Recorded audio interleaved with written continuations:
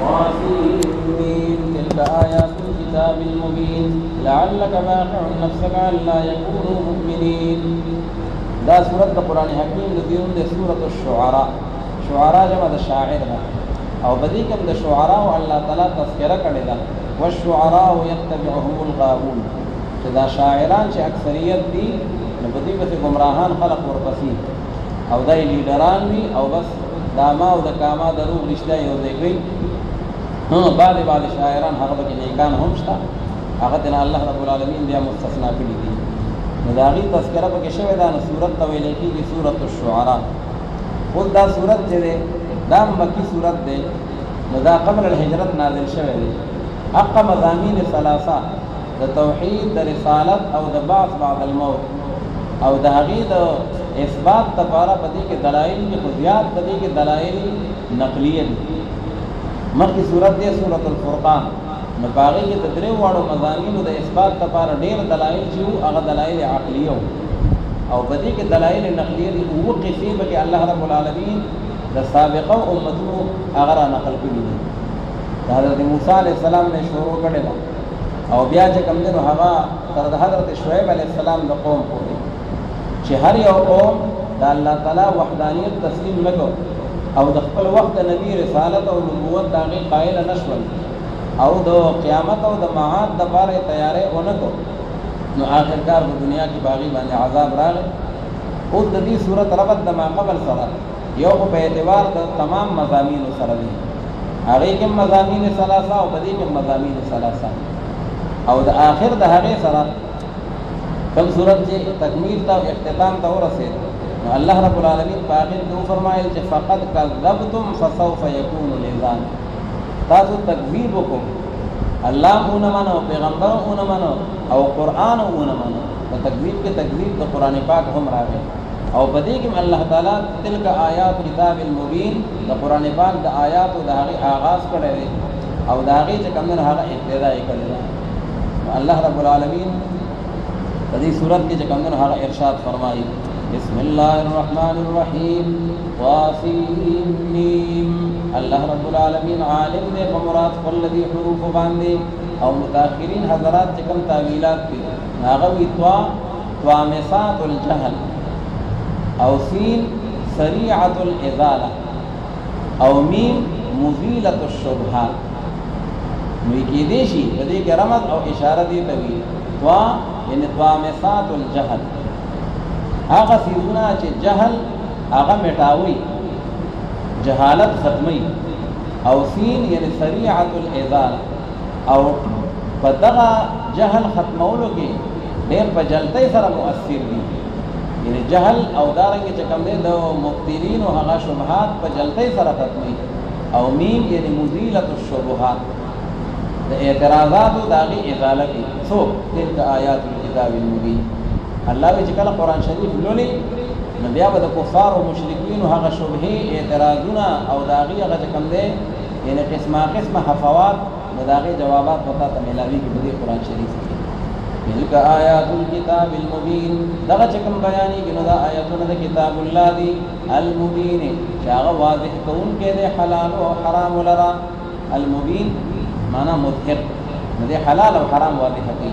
لعلک باقع نفسک الا یکونوا مؤمنین شاید تجھے اے نبی کریم صلی اللہ علیہ وسلم باقع مانا مہلک یا قاتل بقع ویلکی حلاکت تا متحلاک ان کے اخفلزان لرا یعنی من الحزن داغا غم دا وجنا دا دی وجنا چیزوی ایمان دروڑی پا اللہ رب العالمین باندے.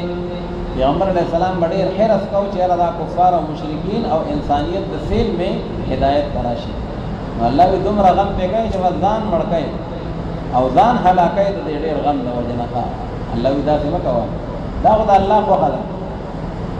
الله تعالی قرآن شریف را لېږلی دی، پیغمبران یې را لېږلي دي، لیکن څوک به مني او څوک به نه مني. د الله تعالی د دنیا نظام په دغه شکل باندې دی. ان نشأ ننزل علیهم کچری وغواړو مونږه را نازل بکو په دې خلقو باندې او په دې کفارو باندې طرف د اسمان نه آیتا یو نخا او یو معجزه، یو داسې معجزه به ورته پیش کړو هغه دوی چې څنګه غواړي. فظلت اعناقهم لها خاضعين نفس وبګرځي هغه سړونه د دوی دغه نخي او دغه معجزې لپاره عاجزي کوونکي خاضعين یعنی تابعين دي ټول داغه تابع شي الله تعالی وی زبردستی باندې هم دوی دی ایمان طرف ته او دی دین طرف ته راوستي شو لکه څنګه چې په بنی اسرائیل باندې الله تعالی په هیتو روچت کو ایمانه کنه مانه الله تعالی مال خدا سے مرادي وجود ایمان او دین چې دا د اختیار سي دا د جبر او د اکراه سي مده وما ياتيهم من ذكر من الرحمن او شکوه او ناراضي دي مشرکان او کافرانو ته سنصيحت جانب د الله رب العالمین محدث چاغه نوې وی محدث نوې نصيحت لکه نوې آیات نازلېږي نوې سورتونه راځي نو چې کوم ورته راشي الا كانوا عنه معرضين لكن دې داغین مخ اړون کی چې کوم سورت راځي دوی نه مني چې کوم آیت راځي نو دوی نه مني هر یو نه اعراض مدد بظاهر یو اشکال نه چې دا محدثن صفت ته د ذکر او ذکر نه مراد دی قران نو الله وی چې دې کوم قران راځي نو دې داغین اعراض کی نو د محدثن نه خدا معلومه شو بظاهر چې قران پاک دا محدث ته یعنی دا حادث دی حالانکه اهل سنت والجماعت عقیده دا چې قران پاک چې دا قدیم دی دغه قران پاک دا خدای الله رب العالمین کلام دی او کلام دا الله تعالی صفت دی او دا الله ذات او صفات چې دي دا ټول قدیم دي او دغه مسله چې په دې باندې امام احمد بن حنبل رحمه الله بلا کوړې لیدي او هغه په دې باندې ډېر سزاګانې خورلې دي ځکه چې هغه بادشاهان چې وو هغه معتزله او د معتزله عقیده دا ده چې قران پاک چې دا حادث دی لکه څنګه چې ما او دا حادث یو اسمان او زمکه حادث دي یو وخت داسې نو یا پیدا شو نو هغه دا قران شریف چې دی دا کلام نفسي وېدام حادث دی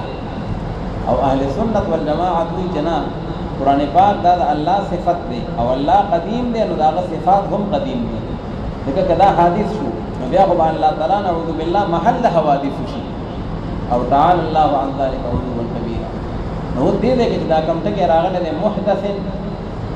نو دې نه معلومي کې چې قران پاک حادث دی او محدث دی حالانکه دا قدیم دی د اهل سنت د عقیده مطابق نو جواب دا دی چې قران پاک محدث نه دی محدث انزاله د دې دا نزول چې دی نو دا محدث دی نوې لاول نجما آیه قران پاک نازل شوی دی نو نوې نازلېږي دا مطلب نه چې قران پاک چې کوم هغه حادث دی بلکې دا نزول حادث دی چې نن یو سورۃ راغی سبب سورۃ راغی بل سورۃ راغی او نو کلام په اعتبار د خپل ذات سره چې دی الله پاک نو قدیم دی إلا كانوا عنه معرضين فقد كذبوا فسيأتيهم أنباء ما كانوا به يستهزئون أو تخويف جديدا بس بتحقيق سردي دروغجن بنل دے الله پاک او پیغمبر علیہ الصلوۃ والسلام درانو پس درد شراب شدویتا انباء مراد عواقب انجامنا الله تعالی تاسو ولې خبره انجام معلوم شتا تکلیف وکړو قراب شدویتا هغه عواقب ده غسیل چې دی باغې پر استهزاء کوونکي دي عذاب النمني قرآن النمني دې انجام مرته معلوم شي اولم يروا الى الارض كم انبتنا فيها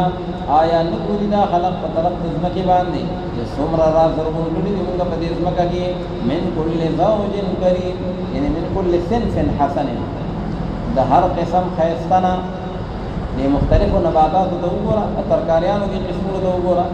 د میوو دي قسمونه ته وګوره او بیا د غلو دي قسمونه ته وګوره او دا مختلف تخمونه الله تعالی دا ټول در لما پیدا کړی دي نو الله پاک فرمایي چې څنګه په ځمکه کې د غلو او د نباتاتو مختلف قسمونه دي نو دغه څنګه په قران حکیم کې چې الله پاک نازل کړی دی نو باقي کې مختلف قسمونه دي دا وعد دی دا وعید دی دا قصص دی دا امثال دی دا احکام دی او دا تذکیر بآلاء الله دے دا تذکیر بأیام الله دے دا قرآن پاک قسمونه دي ان فی ذلک لآیه فتحقیق سره په مذکور بیان کې خامخا نحد قدرت د الله رب العالمین دا او ندی اکثر د خلقونه ایمان راوړونکي او فتحقیق سره پروردگار ساته دي خامخا هغه غالب دي او هغه رحم کوونکی دی په خپل بندگانو باندې نو الله غالب دی. نو په دا غلبې لپاره بلا مثالونه بیان شي. د نوح علیه السلام قوم هلاک کړی دی، فرعونیان هلاک کړي دي، د صالح علیه السلام قوم هلاک کړی ځکه الله عزیز دی، په ټولو باندې غالب دی. او الله رحیم دی. نو موسی علیه السلام باندې رحم وکړو، هغې له نجات ورکړو. او دارنګې د نوح علیه السلام او د هغه ملګرو باندې رحم وکړو، هغې له د طوفان نه نجات ورکړو. نو الله تعالی عزیز هم دی او الله تعالی رحیم هم دی. بار بار دغه دواړه صفتونه راځي. وان ربک لهو العزیز الرحیم وإذ نادى ربك موسى أن ائت القوم الظالمين. اول واقعه الله رب العالمین د حضرت موسی علیه السلام هغه بیان کړی ده، او په دې کې پیغمبر علیه السلام ته دا تسلی او اطمینان دی. وګوره موسی علیه السلام چې هغه اول د فرعون په تربیت کې وو، او چې کله بیا موسی علیه السلام هغه واقعه وشوه، قبطي هغه یې مړ کړ. نو موسی علیه السلام هجرت وکړو او مدین ته لاړ، او د فرعون چې کوم د هغه د مظالمو نه هجرت اختیار کړ. خو بیا الله رب العالمین موسی علیه السلام ته نبوت او رسالت ورکړ، او واپس راغی فرعون ته دعوت او تبلیغ وکړ. او چې کله هغه ونه منو، نو الله تعالی موسی علیه السلام له غلبه ورکړه او فرعونیان ټول تباه او برباد شو. نو الله تعالی فرمایي پیغمبر علیه السلام ته چې ته هم د مکی مشرکانو چې کله مقابله راغلي د هغې نه د هجرت اختیار کړ او مدینې منورې ته لاړې. خو موسی علیه السلام واپس د فاتح په حیثیت باندې راغی. نو دقرنګ به نبی کریم صلی الله علیه وسلم لهم الله تعالی په مشرکین مکه باندې فتح او باغی باندې الله تعالی غلبه ورکړي. نو هغه واقعات تفصیلی د موسی علیه السلام هغه ذکر کړي د تسلی او د اطمینان لپاره. او واذ نادى ربک یعنی واذکر او یاد که هغه وخت چې کله آواز وکړو پروردګار ستا حضرت موسی علیه السلام ته چې راشه ته هغې قوم ته چې هغه ظالمان او بې انصافان دي، چې کله ورته الله تعالی پیغمبري ورکړه. قوم فرعون دا الظالمین دا مبدل منه دی، او قوم فرعون دا تنه بدل دی چې هغه قوم د فرعون دی. الا یتقون آیا نه یریږي دي د هغه عذاب د الله رب العالمین نه؟ الا یتقون من عذابه تعالی. قال رب انی اخاف ان یکذبون. اوس الله تعالی ته موسی علیه السلام درخواست کوي چې ته خو ما ته پیغمبري او تبلیغ ذمه داري راکړئ او فرعون ته مې لېږې، خو ما ته یو څو مشکلات دي. نو هغه خپل عرض معروض الله ته پیش کړي. او فرمایل حضرت موسی علیه السلام چې ای زما پروردګاره په تحقیق سره زه خو یېرېږم چې دوی به دروغجن وګڼي ما لره، زه خو یو کس یم او هغې ټول په شاړه سر دي او د کفر او د ضلالت په لار دي. نو شاید زما پیغام به ونه مني. او بل ما ته عذر دا دی چې ویضیق صدري او تنګېږي دا سینه زما چې کله زه دا خپل مشن چې کوم دی نو هغه چلوم، نو ما ته به دې کې یو مشکل دی، زما سینه تنګېږي. ولا ينطلق لساني او نه چلېږي دا ژبه زما، ځکه ژبه کې هغه لږ لکنت و، نو زما ژبه کې دا مشکل دی. نو الله تعالی درخواست دا دی چې فارسل الی هارون، پس ته ولېږه پیغام خپل په طرف د حضرت هارون علیه السلام باندې چې حضرت هارون علیه السلام هغه هم زما معین شي او زما وزیر شي. نو کم از کم 2 کسان به شو او جماعت به جوړ شو. نو چې جماعت تشکیل شي نو بیا به موږ د فرعون تبلیغ او هغه ته به چې کوم دی دعوت الی الله ولا کارو. او یو مشکل ما ته دا دی چې ولهم علی ذنب، او دغه فرعونیانو د پاره په ما باندې یو جرم دی. موسی علیه السلام چې ته نو قبطي مړ کړی، وروسته د هغې قصه واقعه را روانه ده. نو موسی علیه السلام هغه یادوي، پس زه یېرېږم چې دوی به قتل کړي ما لره، ځکه ما خو خون کړی دی او قتل مې کړی دی. نو که زه ورشم نو زه واړو دعوت ته او تبلیغ ته به سم نشم، فرعونیان به زما خلاف د قصاص قانون جاري کړي، نو ما ته خو به د دعوت الی الله موقع په لاس باندې را نشي. اوس دلته کې دی ولهم علی ذنب، وی د هغې په ما باندې چې کوم دی نو هغه ذنب دی. ذنب خو وي ګناه ده، او پیغمبران علیهم الصلوات والتسلیمات د ګناهونو نه معصوم دي. بار بار قرآن و سنت کې د هغې ذکر راغلی دی. نو دا ذنب چې دلته یادوي جرم، نو دا قانوني جرم یادوي ښه. ځکه موسی علیه السلام چې کوم سړی مړ کړی دی نو خو حربي کافر و او بل هغه ظلم کو، نو د ظالم د هغه چې کوم دی نو هغه ظلم دفع کول او د مظلوم حمایت کول دا هم د اسلام تعلیمات دي. او بل دا چې موسی علیه السلام قصدن هغه قتل کړی هم نه دی، خطأ قتل کړی دی. موسی علیه السلام هغه ته اصلاح کوله، هغه ته چې کوم دی نو اخلاق ښودل، او هغه د ظلم نه دفقو او نتیجه د هغه قتل راوته. نو دا دلته چې کوم ذنب یادې نو دا جرم قانوني یا د شرعي جرم نه هو قانوني جرم. بعض اوقاتو کې داسې لکه اوس څوک حج لذي او غزان سره تجارت کوي نو دا تجارت کول شرعي جرم نه دی. ها مخکې سورۃ بقره کې تیر شي چې لیس علیکم جناح ان تبتغوا فضلا من ربکم، دې کې ګناه نشته خو قانوني جرم دی. نن سبا د ملکی قانون دا دی چې یاره تجارت بنه کوي ورسره بلکې خپل حج به کوي سره. لکه ته په هغه ویزه باندې راغلی د حج، ته خو د کاروبار په ویزه باندې نه راغلی. اور مودودی سے دلتا کہ امدہ لکلی دی وہ نبوت سے پہلے حضرت موسیٰ علیہ السلام سے ایک بہت بڑا گناہ ہوا تھا. وہ یو ډیر لوی گناہ ته نشي و چې گناہ شي او بڑا شي او بیا بہت بڑا شي. دا د پیغمبرانو په شان کې دا توهین دی او دا د غیب ادبی ده. نو دا کم ذم چې یادی نو دا جرم قانوني یادی. ولهم علی ذنب فاخاف ان یقتلون قال کلا، فرمایل الله رب العالمین چې هیڅ کله داسې نه ده ته زما نبي او استاد خپل دین لپاره دعوت لپاره لېږم نو دا یاره به نه کوي. فاذهبا بآیاتنا، لاړ شئ تاسو دواړه. هارون علیه السلام ته الله تعالی پیغمبري ورکړه پاغه آیتونو او پاغه معجزو زمون سره او په تحقیق سره مونږ سره ستاسو نه یو او اورو مونږ هغه خبرو ستاسو لره. الله وی چې تاسو وایي فرعون چې جواب درکې ټولې زه اورم او ټولې چې کوم نه زما په نوټس کې دي. فأتیا فرعون فقولا، پس لاړ شئ تاسو دواړه فرعون ته او هغه ته ووایي چې په تحقیق سره مونږ هغه رسولان د رب العالمین یو. هر یو موسی علیہ السلام هم رسول دی او هارون علیہ السلام هم رسول دی د الله رب العالمین. ان ارسل معنا بني اسرائیل، ان یعنی بی ان حذف حروف جاره و سره شایع او کثیر دی چې ته ولېږه او آزاد کا سره زمونږ بني اسرائیل لره. ځکه فرعون ټول بني اسرائیل غلامان جوړ کړي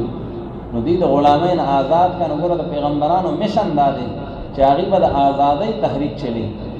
او هغوی به قوم د غلامین اخلاصي کا او د پیغمبرانو وارثان د هغوی به هم دغه ډیوټي وي چې که چېرې قوم غلام وي نو خوا که هغه مادي لحاظ سره غلام وي د هغوی سډونه غلامان وي او که هغه روحاني غلامان وي ځکه چې په هغوی باندې قانون کفري قانون وي نو دوی به د هغې نه د ازادۍ تحریک چلی په قوم کې. نو دواړو فرعون ته چې کوم دی هغه دعوت الله ورکړه، خپله پیغمبري ورته پیش کړه او د بني اسرائیلو د ازادۍ خبره ورته وکړه. قال الم نربک فینا ولیدا، اوس فرعون موسی علیہ السلام ته جواب ورکړي چې ګوره تا باندې موږ څومره احسانات کړي دي، ته موږ سره وړوکی لوی شوی او ستا تربیت هم بیا موږ کړی دی او بیا بلا مو د زموږ په کور کې. لکه موسی علیہ السلام ته د فرعون زوی وي ښه، لکه هغې په زوی باندې نیولی او د هغې متبنا او بیا د هغه کار کړی دی چې عقیدتي او زما چې کوم دی یو قومي سړی هغه دی هم مړ کړی دی او اوس راځي او چې کوم دی نو ما ته وایي چې یاره بني اسرائیل آزاد کا او ما ته خپلې پیغمبرۍ خبرې کوي. نو الزامات یې ولګول او اعتراضات یې وکړل په موسی علیہ السلام باندې. نو موسی علیہ السلام به د هغې جواب ورکوي. نو قال الم نربک فینا ولیدا، وویل فرعون چې ای تربیت نو کړی ستا مونږه په خپل کور کې ولیدن په دې حال کې چې ته ماشوم وي، ولیدن یې صغیره. ولبثت فینا من عمرک سنین، او درنګ تېر کړی و تا په مونږ کې یعنې زمونږ په کلي کې او زمونږ په کور کې د خپل عمر نه څه کلونه تقریبا 30 کاله 30 سنتن. دا موسی علیہ السلام د فرعون په کور کې و او د هغه خیخې د بادشاهۍ چې کوم لباسونه او هغه به یې اچول او د هغې معاکل او مشارب هغه ورته ټول حاصل وو. دا د الله تعالی یو مهرباني وه په حضرت موسی علیہ السلام باندې دشمن په کور کې وپاله. وفعلت فعلتک التي فعلت، او تا کړی و هغه کار ستا چې کوم تا کړی و، یاد دي دي هغه کوم کار چې دې کړی و. وانت من الکافرین، او حال دا دی چې ته د هغه انکار کوونکو نه. موسی علیہ السلام ته وانت من الکافرین، نو ته د جاحدینو نه یې. څه مطلب زما انعام نه منې، ښه ما ته باندې دومره احسانات کړي دي او ته اوس د هغې چې کوم دی نو شکر نه ادا کوې. وانت من الکافرین قال فعلتها اذا، وفرمایل حضرت موسی علیہ السلام چې او ما کړی و دغې کار لره په هغه وخت کې وانا من الضالین، چې ومه زه د ناخبرونه زه د ضلال او د بې خبرۍ په عالم کې وم. ما د الله تعالی هغه وخت کې لا پیغمبري نه وه راکړې او یا سن حضرات وی من الضالین موږ مخکې ویلو چې ضلال ویل کېږي محبت ته ووجدک ضالا فهدى او ان ابانا لفی ضلال مبین. موږ دا مطلب نه دی چې کله موږ د خپل نعوذ بالله گمراه دی ښه دا خبره کړې خو به کافران شي. وی زمونږ د خپلار چې دی په محبت واضحه کې دی د یوسف علیه السلام سره ډېره مینه ده. نو دلته ضالین معنا دا ده چې موسی علیه السلام هغه ورته وی چې او ما هغه کار کړی و قبطي یې مړ کړی و وانا من الضالین په هغه وخت کې چې زه د محبت کوونکو نه وم د خپل قوم سره ځکه چې هغه زما قومي سړی راګیر کړی و او چې کوم دی ظلم یې پې کو جبر یې پې کو او بیګار یې پې وړو نو ما به خامخا د خپل مظلوم حمایت کو که نه. نو ضالین معنا بیا دغه ده اذا وانا من الضالين ففررت منكم لما خفتكم فذق تخديدم استاسنا ما فرات اختیار کو چې کله دویلې دم استاسنا نو پس راو بغمات الله رب العالمین حکما هغه فیصله لرا الله رب العالمین چې کوم ما تخپل په دین کې پویا او باغې کې فقه راکړه او وګرځو مال الله رب العالمین دا غړلې دی لګل شو پیغمبرانو من المرسلین یعنی الیکم تاسو رسول او نبی جوړ کړ. وتلك نعمة تمنها اوس موسی علیہ السلام ورته وی ښه وی ته ما باندې احسان زبادې چېرته زموږ په کور کې ستا تربیت شوی دی وړوکی لوی شوی وي او احسانات مو باندې کړي دي. نو موسی علیہ السلام یې دغه یو احسان یادای او هغه دومره بلا ظلمونه چې دي کړي دي ټول بني اسرائیل د غلامان کړي دي او بیا د بني اسرائیلو چې کوم دی نو ټول واړه ماشومان هغه دې قتل کړي دي نو هغه ظلمونه نه یادای. وتلك نعمة تمنها او دغه یو نعمت او یو احسان دی چې ته ازبادي په ما باندې تمنها علی ته ازبادي په ما باندې ان عبدت بني اسرائیل سره د دې نه چې تا غلامان ګرځولي دي بني اسرائیل لرا ظلمونه خپل نه یادای او هغه خپل یو احسان چې دی نو هغه راته مخې مخې ته کوي. قال فرعون وما رب العالمین اوس موسی علیہ السلام ورته وی انا رسول رب العالمین زه د رب العالمین پیغمبر ما او د هغه رسول ما. نو فرعون چې دی دا دهري ذهن والو او دې چې کوم دی د رب العالمین قائل نه د به بس رب العالمین څوک دی خو چې څوک بادشاہي نو هغه نعوذ بالله رب العالمین دی او زه بادشاہ یم ځکه 400 کاله یا 1500 کاله شي وي د فرعون په سر باندې درد قدر لنه راغلی نه په تبر راغلی و نه بلډ پریشر چاته هاي شي او نه لو شي نو دنه بالکل د انسانیت د میدان نه وته وها الله تعالی به دا احسانات کړی وو نو دنه بالکل انسانیت هرشه وو او د الوهیت چې کوم نه داغي داوا کړی وو بس وی خدای نور سي خو به ما ته ګوره. نو موسی علیہ السلام نه تاسو کوي چې تماته د رب العالمین طرف ته دعوت راکې نو دا خو راته وایي چې رب العالمین وایي څه ده داغي تعریف راته وکړه. قال فرعون وما رب العالمین هو الفرعون چې څه دی رب العالمین موږ کتابونو کې وایو چې ما د پاره د طلب د حقیقت راځي لکه ته مل انسان نو هغه ته جواب کیو حیوان ناطق حقیقت به دوخي. نو موسی علیہ السلام ته وی چې ما رب العالمین معنا د رب العالمین حقیقت را واضحه کا څه جنس او فصل را توخیا. نو حضرت موسی علیہ السلام ورته جواب کې اوصاف د الله تعالی ذکر کوي ځکه د الله رب العالمین حقیقت چاته معلوم نه دی د الله د حقیقت نه مونږه اعمایو او مونږ ته داغه علم نشته. البته صفات د الله رب العالمین او قدرتونه وې د اسمان چې ودرولې دی او د ازمکه چې غړولې ده د رب العالمین دی کنه تر دې نه د الله تعالی خدای معلومه کړه. نو قال رب السماوات والارض او فرمایل حضرت موسی علیہ السلام چې هغه پروردگار د اسمانونو او د ځمکې دی او هغه چې په مین درې دواړو کې دی د ټولو خالق دی. ان کنتم موقنین کچره تاسو یقین کوونکی په دې باندې زما به خبره یقین کړئ نو دا خبره د قشان دی. قال لمن حوله الا تستمعون هو الفرعون هغه کسانو ته کوم چار چاپیره ددنو کوم ارکان د پارلیمنت او په مجلس کې خلک ناستو ناغي ته وی الا تستمعون اے تاسو نو ریدا خبره د موسی علیہ السلام نعوذ بالله جواب یې د سوال سره مطابق نه دی ښه زور ته ما رب العالمین یعنی ما ته رب العالمین حقیقت خو خیا نو په حقیقت کې با حد ذکر کوي رسم باندې ذکر کوي ها او دې را رسم ذکر کوي رب السماوات والارض. نو خلق ته وی تاسو دې خبره ته وګ نه دی، دا جواب د سوال سره مطابق نه دی. نو موسی علیہ السلام ورته بیا جواب ورکړي، قال ربكم ورب آبائكم الاولين. او فرمایل حضرت موسی علیہ السلام چې هغه پروردگار تاسو دی او پروردگار دا غپلارانو تاسو لومبنو دی. ته پیدا کړې استا پلار او د پلار پلار او غټول شجره نسب د دې خالق الله رب العالمین دی. موسی علیہ السلام ورته دوباره دا خبره ثابته کړه چې کله الله رب العالمین تعارف تاسو سره کوم نو په حس سره نشم کولای، پر رسم سره به سره کوم. داغه حقیقت مونږ ته نه دی معلوم، خو داغه قدرتونه او داغه صفات مونږ ته معلوم دي. دا د الله رب العالمین هغه صفات دي. نو فرعون بیا سوي قال ان رسولکم هو الفرعون، چې په تحقیق سره دغه رسول تاسو چې دی رسولکم خپل رسول خو نه یادي چې زما رسول دی، لکه په خپل خو نه مانی، خو استاسو دا رسول چې دی چې کوم را لېږل شوی دی په طرف تاسو باندې لمجنون، خامخا دا خو منټل دی او پاگل دی. زه دې بار بار تپوس کوم چې ما ته د هغه حقیقت وښایه او ډېره د هغه صفات او رسمونه ذکر کړي. حضرت موسی علیہ السلام ورته وی که په تا کې عقل وي نو ته په دې خبره پوه شي چې الله رب العالمین د هغه حد ممکن نه دی، د هغه چې کېږي نو د هغه به رسم کېږي، د هغه به صفات عالیه بیانېږي. او فرمایل حضرت موسی علیہ السلام چې زما پروردگار چې دی پروردگار د مشرق او د مغرب دی، او هغه چې په منځ د دې دواړو کې دی دا ټول نظام کائنات هغه روان کړی دی. ان کنتم تعقلون، کله چې تاسو کې عقل وي،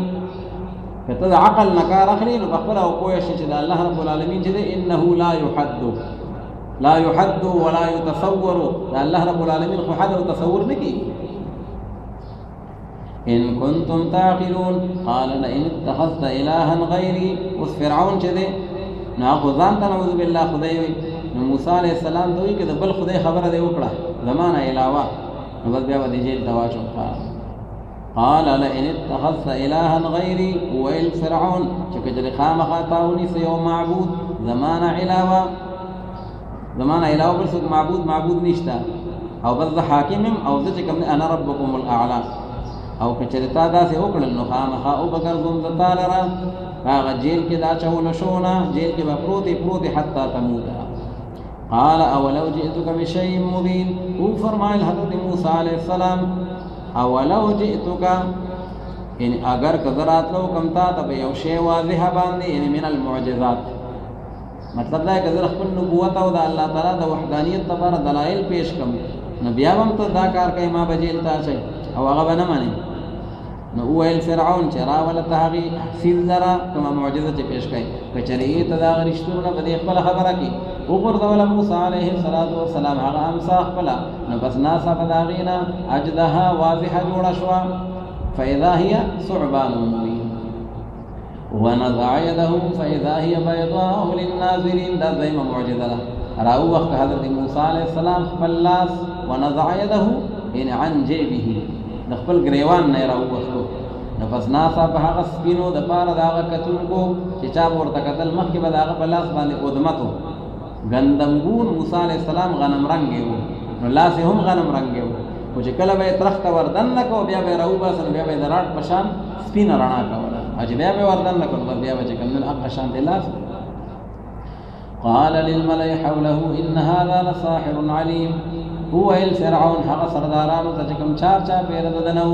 په تحقیق سره حضرت موسی علیہ السلام چې دا یو جادوګر ماهر دی، علیم یعنی فائق فی السحر،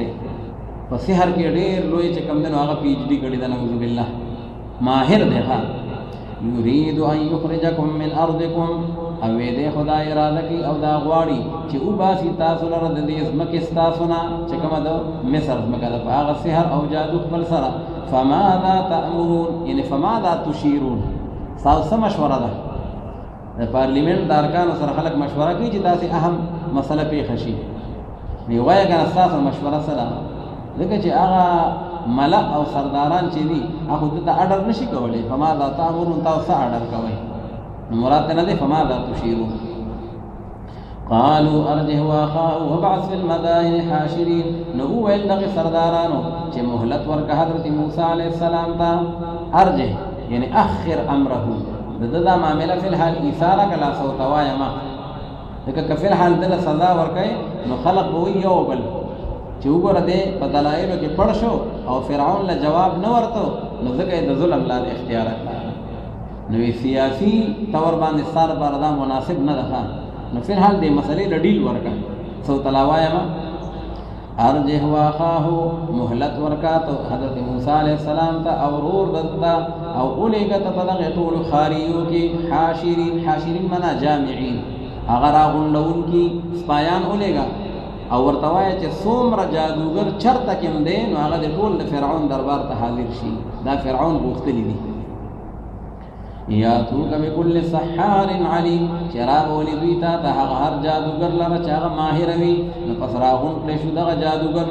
لمیقات یوم معلوم د پاره دغه وخت مقرره دغه ورځ معلومه وخت معلوم ورځ معلومه مخکې تیر شي وو چې موعدکم یوم الزینه وان یحشر الناس ضحى وقت بلس بجی د مناظری او د مباحثه او بل دا چې ورځ به د میلی وي چې خلک خو ګڼوي چې چاپیره د معاملات ټول خلکو د مشهور شي وقیل للناس هل انتم مجتمعون او ویل شو ټول خلکو ته بازارونو کې او چاپیره اعلانونه وشو خلکو ته ویل شو چې آیا تاسو راغونډېدونکي استفهام په معنا د امر سره دی یعنی اجتمعوا راغون شئ لعلنا نتبع السحرة شاید چې مونږ تابعداري وکړو د هغه جادوګرو کچره جادوګرو وګټله او دی په موسی علیہ السلام باندې غالب شو نو بس ټول به مونږ د هغې چې کوم دی ملګرتیا کوو او د هغې سره به زنده‌باد وایو لعلنا نتبع السحرة ان كانوا هم الغالبین کچرې شو دوی هم غالبه کېدونکي په موسی علیه السلام باندې نو بس هر کله چې راغلل هغه جادوګر 72,000 جادوګر راغون کړي دي او د هر یو سره په لاس کې یو امثال او یو ور سره پړی دی رسۍ ده او چې را پرېښودل نو هغې نه به اجدهاګانې جوړې شوې ټول میدان به ترې ډک شو نو هر کله چې راغلل هغه ټول جادوګر نو وویل دي فرعون ته چې آیا یې به زموږ دپاره څه مزدوري که چېرې شو مونږ غالبه په حضرت موسی علیه السلام باندې لاجرا او یا ځینې حضرات فرمایي لاجرا یعنې لجعلا څه انعام به راکوې کو مونږ ته به انعام میلاویږي که چېرې مونږ په موسی علیه السلام باندې غالب شو هغه ورته وی انعام دواړه خبرې وي مالی خبره به مي او جاني خبره به مي تاسو به مقربینو کې حساب کوم وویل فرعون چې او نعم او په تحقیق سره تاسو چې په دغه وخت کې خامخا د هغه نږدې خلقو نه به یې ماته وویل دوی د حضرت موسی علیه السلام چې وغورځوئ تاسو هغه شی چې غورځونکي یې تاسو هغې لره اول هغې تپوس وکړو چې موسی علیه السلام تا اول پهل کوي که مونږ وکړو موسی علیه السلام ورته ویې تاسو وکړئ نو وغورځولې دوی هغه رسو خپلو لره او دارنګې هغه امساګانو خپلو لره او وویل دوی چې بعزت فرعون انا لنحن الغالبون زمونږ د قسمې په هغه عزت د فرعون باندې بعزت فرعون د فرعون د عزت قسم یې وخوړ ها ځکه چې فرعون هغې ته ځان نه خدای جوړ کړی و نو خلقو به د هغه په نوم باندې قسمونه هم خوړل ښه وی په تحقیق سره مونږ خامخا غالبه کېدونکي په حضرت موسی علیه السلام باندې نو پس وغورځول حضرت موسی علیه السلام امسا خپلې لره نو ناڅاپه به دغه امسا چې وتلقف ما یافکون تلقف معنا تبتلعو ژوندي تېرول هغه څیزونو لره چې جوړ کړي دوی هغې لره نو پس پرېوتل دا ټول جادوګر په سجده باندې او وویل دوی چې مونږ ایمان راوړی دی په رب العالمین باندې چې هغه پروردګار د حضرت موسی علیه السلام او د حضرت هارون علیه السلام دی وویل فرعون آمنتم له قبل ان آذن لكم چې تاسو ایمان راوړه په حضرت موسی علیه السلام باندې وړاندې د هغې نه چې ما اجازت کړی وې تاسو ته مطلب دا مشوره به م کړې وه نو بیا به م ټیک وه خو تاسو نه تپوس وکړو نه م اجازه واخېسته او بس دغه رنګې د خپل یاندې ایمان راوړه په موسی علیه السلام باندې وی دا چې کوم دی پته ولګېدله چې دا ګډ جوړ دی ښه وی نیم سحر یې تاسو ته ښودلی دی او هغه نیم سحر یې ځان سره پاتې کړی و نو دا ستاسو مشر استاد دی نو بس وی بیا چې کوم دی نو تاسو ته یې وي چې ځان به راته راوګرځوئ او زه به د باندې غالب شم خو وی زه به له سزا در کوم او تاسو به چې کوم دی پانسۍ ته خېجوئ دمکي ورکړه ښه نو ګوره دا فرعوني سیاست دی فرعوني سیاست د دې بنیاد څه شی دی لالچ او دمکي د فرعوني سیاست او د کفري سیاست بنیاد دا دوه خبرې دي خلقو له چا نه لالچ ورکوي لکه دغې ساحرانو نه اول لالچ ورکړه تاسو له به انعامونه درکړم او تاسو مقربین شئ او تاسو له به داسې وکړم او داسې به وکړم خو زما سره ملګرتیا وکړي او بیا چې کله هغې ملګرتیا نه کوله نو هغې ته وایي تاسو له به زه سولۍ ته او دار ته به وخېږم نو بیا ورته تھریټ او وارننګ ورته ورکړه او یو پیغمبري سیاست دی نو د پیغمبرانو سیاست د هغې دارومدار هغه په علم او په بصیرت باندې دی هغه خلقو ته دلایل ښیي او هغه خلقو ته پویا او خلقو ته چې کوم دی نو هغه بصیرت ورکوي او په هغې بنیاد باندې خلق د ځان سره ملګري کوي دا نه چې ګینې خلق یا داسې یېروي چې زه به سره داسې چل وکړم او یا خلق یېروي چې ګینې یاره زه به سره چې کوم دی نو ستاسو خلاف څه کاروایي وکړم نو دا هغه فرعوني سیاست دی إنه لكبيركم الذي علمكم السحر لكبيركم مانا لمعلمكم رسو علمكم السحر دا بقرینه دا وی بتحقیق سره دا حضرت موسی علیہ السلام چې دی دا ستاسو هغه استاد دی چې د ښودنه درکړې تاسو سره سحر دا تعلیم تاسو سره سحر درکړی دی نو پس زر د چې خامخا تاسو ته پته ولګي او د به کټ کم هغه لاسونه ستاسو او خپې ستاسو من خلاف اړولي خلاف او کسخفه او خامخا زه به په سولۍ باندې وخېږم تاسو ټولو لره لأصلبنکم قالوا لا ضير إنا إلى ربنا منقلبون هو الدغا اصحاب موسی علیہ السلام مخکې جادوګرو اوس ایمان راوړی دی اوس اصحاب د موسی علیہ السلام دي ویلا ضیره ان لا ضرر نشته دی سباک په مونږ باندې یریږو نه مونږ ته دا ضرر نه دی نو نشته دی څه ضرر زمونږ دپاره په تحقیق سره مونږ په طرف د پروردګار خپل باندې واپس کېدونکي یو او په تحقیق سره مونږ دا امید لرو چې بخشش به وکړي مونږ ته پروردګار زمونږ د هغه خطاګانو مونږ چې کوم غلطۍ کړي دي د پیغمبر سره مناظرې کړي دي او د پیغمبر سره مقابلې کړي دي او بیا د سحر چې کوم دی تعلیم او په هغې باندې عمل کړی دی دا ټولې غلطۍ هي غلطۍ دي نو الله به انشاءالله مونږ ته دا معاف کړي چې که شهادت د الله تعالی په لار کې مونږ ته راغی او مونږ په هغې باندې د اطمینان مظاهره وکړو نو الله تعالی به زمونږ غلطۍ معاف کړي ان كنا اول المؤمنین د دې وجه نه چې یو مونږ اول ایمان راوړونکي په حضرت موسی علیه السلام باندې اوس سوال دا چې دا خو اول مؤمنین نه دي ځکه بني اسرائیل خو دوی نه مخکې ایمان راوړی دی نو دا خو اول المؤمنین نشو نو مراد دی نه اول المؤمنین من القبط په فرعونیانو کې اول ایماندار دا دي ها په سبتیانو کې خو ایماندار مخکې نه وو خو په قبطیانو کې دا اول ایماندار دي او یا دا دی چې هغه کوم مجلس کې مناظره وه نو په هغه مجلس کې د ټولو نه اول ایمان دوی راوړی دی نو ذکر ہوتا اول المؤمنین واوحینا الى موسی ان اسر بعبادی اس موسی علیہ السلام کو خپل نبوت او رسالت ورته پیش کو معجزې ورته پیش کړې خو فرعون ونه منله بلا مو د حضرت موسی علیہ السلام دعوت او تبلیغ دا کو او تقریبا 10 کال حضرت موسی علیہ السلام په دې حالت کې تیر کړل بعض روایتو کې راځي 40 کال او فرعون ونه منله نو الله رب العالمین موسی علیہ السلام ته حکم وکړو ویته ته هجرت وکړه نو موسی علیہ السلام او دا قوم بنی اسرائیل د هجرت په نیت د مصر نه ووتل او فرعون دا غي په تعاقب کې وروته چې مونږ به رانیسو او دا بنی اسرائیل چې کوم دی دا به قتلو نو غور پسې وروتل اوس موسی علیہ السلام او دا قوم چې ووتو نو دا غي تعداد تاریخ کې راغلی دی 6,70,000 کسان دا ټول آل یعقوب دي نو چې راتلل کله مصر ته نو 2 کسان او دا اوس د یعقوب علیه السلام اولاد او د اولاد ډېر شوي دي نو د بني اسرائیلو تعداد دی 6,70,000 کسان او فرعون چې دی ورپسې ورووتو نو د دوی تعداد د هغې نه ډېر زیات دی ځکه ده چې صرف مقدمة الجیش کومه جوړه کړې وه د فوج هغه ړومبنۍ حصه نو د هغې تعداد 7 لاک کسان او بیا ټول تعداد چې دی هغه دی 16 لاک نو 14 لکه لښکرې دا په بني اسرائیلو پسې ورووښتو نو چې کله مخکې لاړ نو موسی علیه السلام او د هغه قوم له سمندر مخې له راغی شاته فرعون دی مخکې سمندر دی هغې چغې کړې یا موسی انا لمدرکون موسی علیه السلام ورته وایي نه داسې نه کېږي الله به موږ له لار راکوي نو الله پاک ورته حکم وکړو معجزتا او هغه امسای سمندر له راپرېښوده او په هغې کې الله تعالی لارې ورکړې روډونه په هغې کې جوړ شو او په حفاظت باندې هغې د سمندر نه پورې وتل او چې کله فرعونیان راغلل نو دا اوبه هم د الله په حکم باندې روانې دي نو الله تعالی ورته ودرېږه چې ولاړې وي چې الله تعالی ورته وي چې روانې شي چې بس روانې شوې او ټول فرعونیان په هغې کې لا و لشکر سمیت هغه هلاک شو الله تعالی فرمایي چې دقرنګې د حضور نبی کریم صلی الله علیه وسلم مخالفین دا به هم هلاکېږي خو صبر وکړي د حضرت موسی علیہ السلام په شان. واوحینا الی موسی نصر عبادی او وحی راولې کله موږ په طرف د حضرت موسی علیہ السلام باندې چې ته د شپې شپې بوزه د باندې بندگانو لره په تحقیق سره تاسو درپسې کړي شوي یئ، انکم متبعون، تاسو متبعون یئ، یعنی فرعونیان درپسې شاته را روان دي، خو تاسو شابه مخکې ځان رسوئ. فارسل فرعون فی المدائن حاشرین،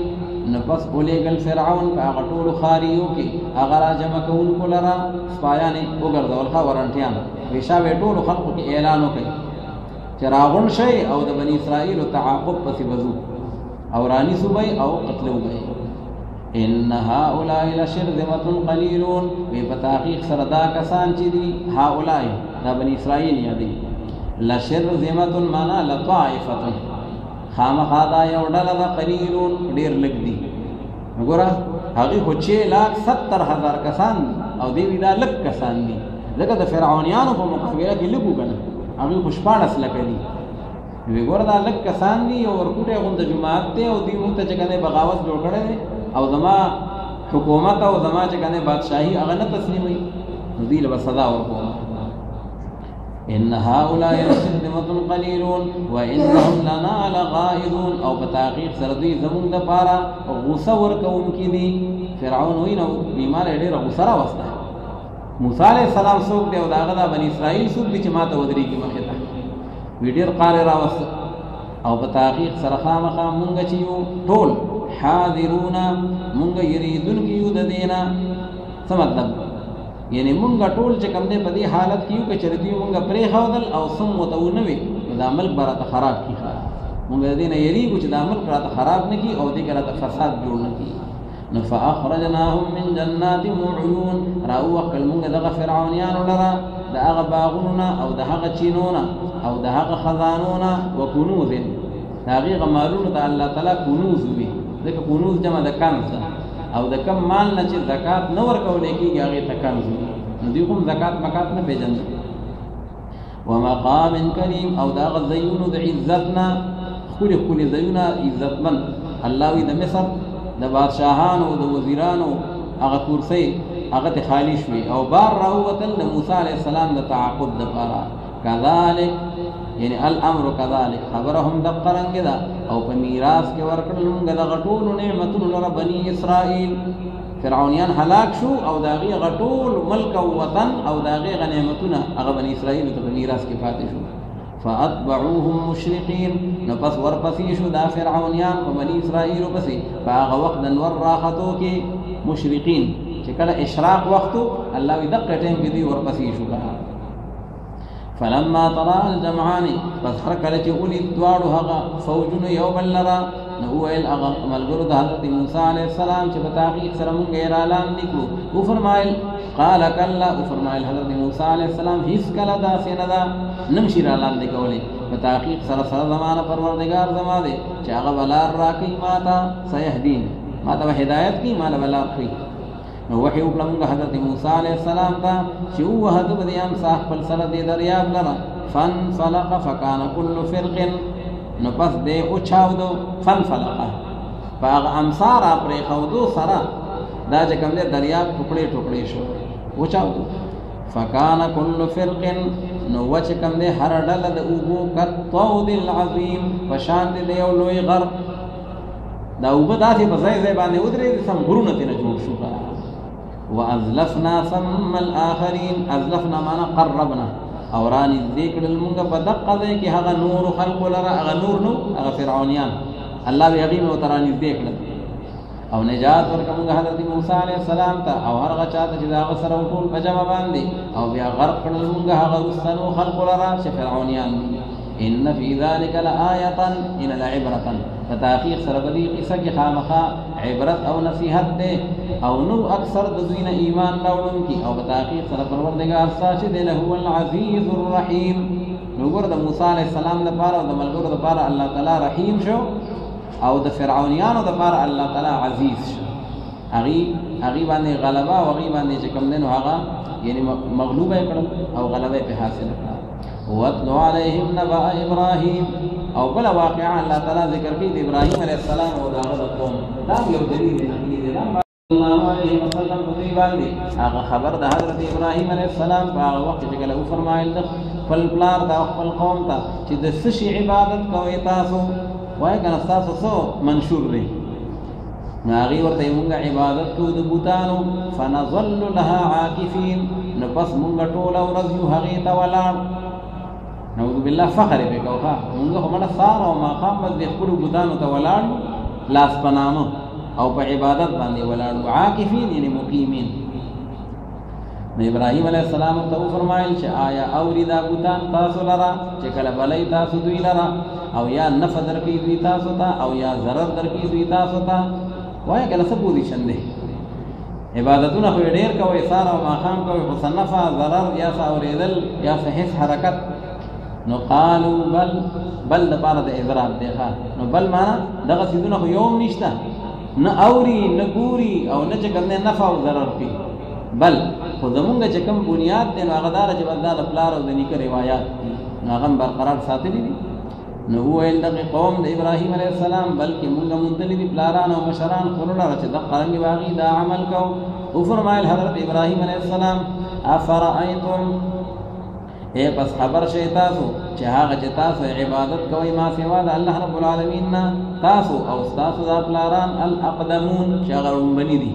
هغه مشران اخوانی نو فإنهم عدو لي إلا رب العالمين فتاقیق سره دا ټول معبودان باطل چې دین دا زما دشمنان دي درته سره دشمنی اعلان کوم دغه محبت خو مسلمان سره دیو الله سره کوي او درته سره دشمنی اعلان کوم لکن رب العالمین چې دی هغه زما محبوب دی او دا هغه سره زما محبت دی او د رب العالمین صفات دا دي ساسو بوتان خو هیڅ نشي کولای نفع او ضرر او زما خدای دا کارونه کوي حتی پروردگار زما چې هغه پیدا کړی دی ما لره او بیا هغه هدایت کوي ما ته فهو یهدین یعنی الی الدین دین اسلام او دین حق طرف ته لار هغه ما ته ښودلې ده او حتی الله رب العالمین چې هغه خوراک راکوي ما ته او هغه څښاک راکوي ما ته او چې کله زه بیمار شم نو فهو یشفین دقه الله رب العالمین شفا راکوي ما ته او پروردگار زما هغه دی چې هغه وفات کوي ما لره ثم يحيين يميتني في الدنيا ثم يحيين في الآخرة چې کله بیا آخرت شي نو ما به پاسې د قبرنا او الله رب العالمین خو هغه ذات دی چې زه تمه لرم او امید لرم چې هغه بخشش وکړي ما ته خطیئتي یوم الدین زما هغه خطا په ورځ د قیامت باندې کومه خطا یادوي نو یا خدا چې ابراهیم علیه السلام یو ویلي انها اختي او بلدا چې انی سقیم او بلدا چې بل فعله کبیرهم اگر چې دا څه خطا نه و یعنی ګناه نه و یو توریه و خو بیا هم د پیغمبر شان ډیر اوچت وي نو د پیغمبر د شان سره دا هم هغه وی چې مناسبه نه و چې ما داسې ذو وجهین الفاظ استعمال کړي وو او ما داسې چې کوم توریه استعمال کړي و نو امید دې چې ما ته الله رب العالمین د دغه خپل خطا دغه معافي کړي او بیا الله رب العالمین سره مناجات کې مشغول شو وی اے پروردگار زما تراو بخیماتا حکما اغفل فیصله لرا او ته په وس کې مال او په صالحین او بنیکانو پوری وجعل لي لسان صدق او اگرزي الله زما د پاره هغه ذکر حسن لرا لسان صدق ذکرا حسن چې رسنی خلق زما تذکرہ کوي چې په شاندار الفاظ کې ما یادې ښه ما د خراج تحسین پیش کړي چنانچه الله تعالی دا دعا قبول کړي ټول خلک په خو الفاظ باندې یادې او ګرځي زما د پاره هغه ذکر حسن فاغرستنو خلقو کې او ګرځي خدای پاک مالرا دا وارثانو دا جنتونو د نعمتونو نه چې دراغي وارث شم ما تاغه ملاو شي واغفر لابي نو ظاهر معنا پیدا ده چې بخشش وکي یا الله زما د اقلار ته دغه په تحقیق سره د گمراهانو نه ده د بیلار شوی د خدای پاک سم لارې ته راوړ نو واغفر لابي نو یا خدا د چې وحدي لابي د ابراهيم عليه السلام د دعا مقصد دا خدای هدایت ورته وکي او ایمان ورته نصیب کړي نو کافر د پاره د هدایت سوال د انسان کولې شي داغي یعنی جواز شته دي او یا که وغفر لابي دغه معنی چې خدای پاک وی بخي نو دا دعای هغه وخت کې کړي وا چې کله پورې تعالی دا معلومه نه و چې ګنه دې د خدای دشمن دی او چې کله خاتمه په کفر باندې وشو فلما تبين له انه عدو لله تبرأ منه خدای هغه مخکې دعا ده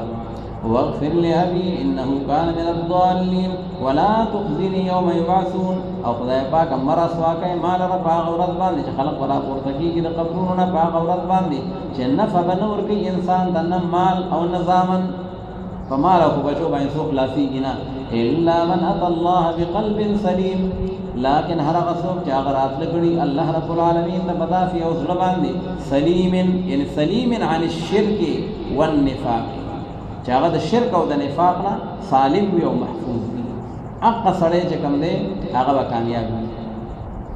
وازلفت الجنه للمتقين ازلفت معنا قربت نزدې وکړې شي جنت متقیانو پرهیزګارو ته وبرزت معنا اظهرت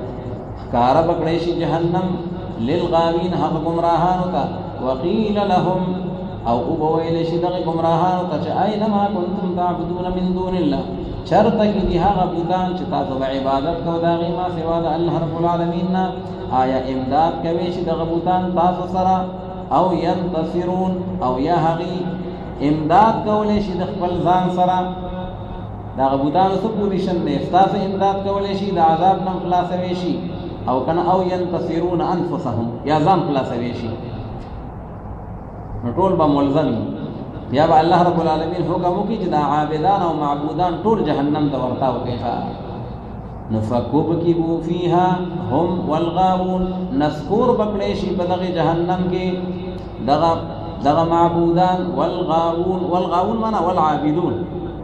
هغه گمراهان چې کوم دغه عابدان دي نو عابدان او معبودان په ټول نسکور کړي شي کب یکبکبو کبکبتن رباعی مجرد دي نسکور کول ته ویل کیږي ولټا کول او دارنګ هغه لخر د ابلیس ټول په جمع باندې هغه هم جهنم ته ورتاو کړي شي نو وايي بدغه کافران او حال داد جديب بدغه جهنم کې يختصمون یو بل سره جګړې کوي يختصمون مع معبوديهم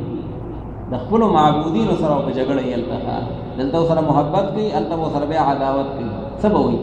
والله ان كنا لفي ضلال مبين قسم بالله فتحقيق سره مونږه خامخه په گمراهي واضحه کې هغه وخت چې کله مونږه برابر ول تاسو سره رب العالمین سره مونږه ډیر قمقلو ته ګوره داسې به حساب به شعور به عقل سيزونه هغه مونږ د رب العالمین سره برابر کړو په خدای کې نو مونږ ډیر گمراه وما اضلنا الا المجرمون او نه دې گمراه کړي مونږ لرا دا غلار د هدایت نه لکن هغه مجرمان او کافرانو خلقو فما لنا من شافعين اسلاف بمروړي کافران سبوي نشتره زموږ لپاره څوک سفارش کوونکی یعنی من الانبیاء والاولیاء والعلماء دغه چې وګوري چې کوم مسلمانان عصات او نافرمان هغه موږ سره جهنم کې وو خو هغه د چا د لپاره اولیاء او سفارش وکړو چا د لپاره علما وکړو چا د لپاره شهدا وکړو چا د لپاره انبیاء وکړو ناغي د نووتل او موږ به کې دقه شان پاتې شو نو بیا به افسوس کوي چې کاش فما لنا من شافعين ځکه کافر له سفارش نشته ولا صديق حميم او نشته زموږ لپاره یو ګرم دوست صديق دوست وي او حميم ګرم خلک وایي نه فلان کې ما ګرم دوست دی مخلص نو دی با دا افسوس کوي او دا ارمان بکی چې کاش زموږ لپاره هیڅ څوک نشته فلو ان لنا کرة معنا رجعة الى الدنيا پس کاش کچری په تحقیق سره وې زموږ لپاره واپسی په طرف د دنیا باندې نو شو به موږ دا ایماندارو مسلمانانو نه الله دې دار مانو بیا کوي او بیا په کار باندې نه راځي نن موقع او نن د پیغمبر اتباع پس سره وکړي فتحقيق سربدي مذكور كلا آية وما كان أكثرهم مؤمنين وإن ربك لهو العزيز الرحيم كذبت قوم نوح المرسلين لو بلا واقعا الله تعالى دريم دليل نقلي ذكر كي أول موسى عليه السلام وداغد قوم واقعا دريم إبراهيم عليه السلام وداغد قوم واقعا دريم نوح عليه السلام وداغد قوم واقعا أو دا هو واقعي دلائل نقلي الله تعالى نقل فيه كذبت قوم نوح المرسلين اذ قال لهم اخوهم دلتم ګور هر یو پیغمبر سره داغه قوم الله تعالی یادي وې د مرسلین او تکذیب کړو حالانکه هغه د مرسل تکذیب کړو د یو پیغمبر وې دا جمع ذکر راغلی دا چې د یو پیغمبر تکذیب در حقیقت کې د ټولو پیغمبرانو تکذیب دی نو ځکه د جمع صيغه استعمال کړی دا او یادار چې نوح علیه السلام هغه دومره مدت تبلیغ کړی دی لکه گویا کې چې دی یو مرسل نو بلکې دا ګڼ مرسلینو ښه ان ابراهیم کان امتا ابراهیم علیه السلام ته الله تعالی امت ویلی دی د عظمت د وجې نه كذبت قوم نوح المرسلين إذ قال لهم أخوهم نوح ألا تتقون فهغه وخت چې کله وویل دوی ته هغه ورور د دوی حضرت نوح علیه السلام اخوهم نسبا د نسب په لحاظ سره یې ورور خو دا هغه اخوت نسبي دی اخوت اسلامي نه دی ځکه هغه مشرکان دي او نوح علیه السلام هغه چې کوم دی موحد دی الا تتقون چې تاسو ځان نه بچ کوئ یعنی عن عبادت الاصنام یا الا تتقون یعنی العذاب او د عذاب نه ځان نخلاصوئ په تحقیق سره ستاسو لپاره یو رسول یم امانتدار د الله پیغام منو عن تاسو ته پیش کوم ځان نه پکې خبرې نه کوم بس ویریږئ تاسو د الله رب العالمین نه او تابعداري وکړئ تاسو زما لپاره واطیعوني دی اصل او زه نه غواړم ستاسو نه په دې تبلیغ د اسلام او د دین باندې څه مزدورۍ لره ان اجري الا على رب العالمین فاتقوا الله واطیعون تابعداري یعنی ویریږئ د الله پاک نه او تابعداري وکړئ زما لپاره وویل دغه قوم د نوح علیه السلام چې آیا موږ ایمان راوړو په تا باندې او حال دا دی چې تابعداري کړې ستا لپاره د الارذلون هغه سپکو خلقو نعوذ بالله ستا مجلس کې سپک خلق ناست دی نو موږ د خو ځان بدې ښکاري په دې باندې چې موږ هم په دغه ایمان کې او د دغه سپکو خلقو سره یو ځای ملګري شو وفرمایل حضرت نوح علیه السلام چې وما علمي بما كانوا يعملون وما علمي چې نشته علم زما په هغه څه باندې چې دوی هغې لره عمل کوونکي دي یا څه دی علم زما په هغه څه باندې چې دوی هغې لره عمل کوونکي دي یعنې د هر سړي باطن د هغې اخلاص د هغې ایمان د هغې درجه دا خو الله ته معلومه ده چې دا څومره ده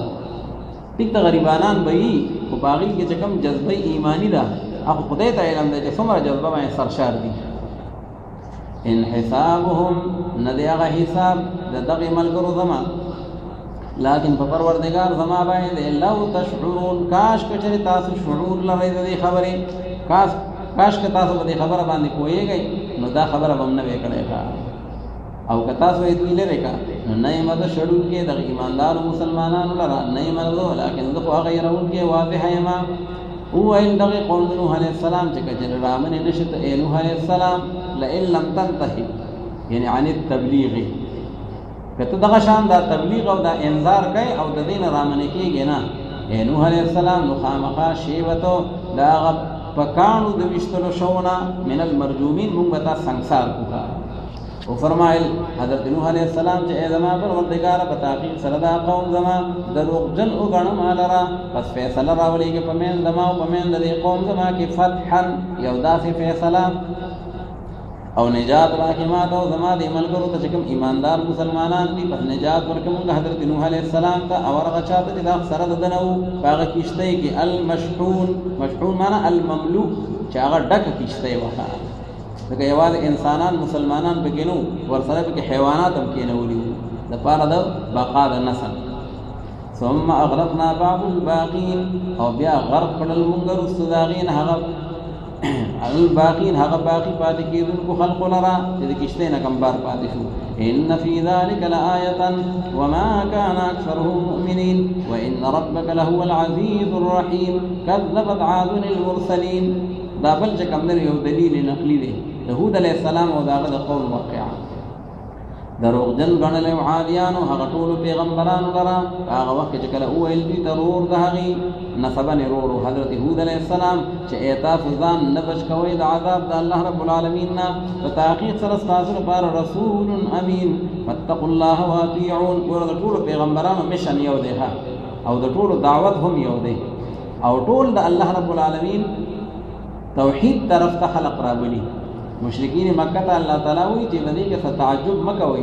چې دی ولې نبي شو دا انبیا خو مخکې هم راغلي دي او دقه مشن چلولی دی تاسو د تاریخ هغه پاڼې وګورئ وما سلكم عليه من اجر ان اجري الا على رب العالمین اتبنون بكل ريع آیا تاسو جوړوئ حضرت هود علیه السلام ورته وایي آیا تاسو جوړوئ او آبادې کوئ بكل ريع یعنی بكل مکان مرتفع په هر اوچت مکان باندې آیتن یو نخې لره او یو یادګار لره دا د دوی یو مزاج چې کوم به ورته اوچت مقام میلاو شو نو په هغې به هسې یو یادګار غونډه جوړ کړه لوی آبادۍ به یې په هغې باندې وکړو فضول نو حضرت هود علیہ السلام ورته وی چې ګوره د توحید د منلو په شان د آسان کار نه کوي او د پیغمبر د اتباع په شان د آسان کار نه کوي او دونه ګران کارونه یو د کې یادګار فضول جوړ کړي باغې باندې پیسې لګوا او نتیجه صفر، بل د کې یادګار جوړوا او بل د کې چې کوم دنو هغه فضول آبادی کوا بی ضرورت تعبسون چې تاسو عبس او بے فائدې کوي باغې باندې ضرورت نه وتتخذون مصانع لعلكم تخلدون او جوړوي تاسو مصانع هغه آبادی او بلډینګونو لرا مصانع چې کم صنعت کوي او کم آبادی او بلډینګ جوړوي. هود علیہ السلام ورته وی دومره بلا غټ بلډینګونه جوړ کړی دي لعلکم تخلدون شاید چې تاسو همیشه لپاره دلته پاتې کیږئ. ها هغه انسان خو دنیا کې همیشه لپاره نه دی، خو یو سوره